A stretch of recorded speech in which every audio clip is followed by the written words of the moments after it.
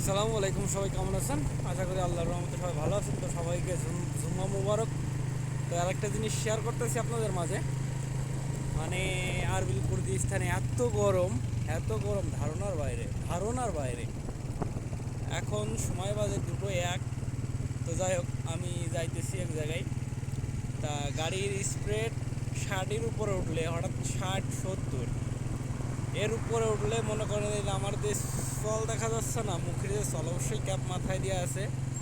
তো আমার বাইরে আছে, খালি আছে আপনার দুটো মানে মুখের সল, হাতের এইগুলা,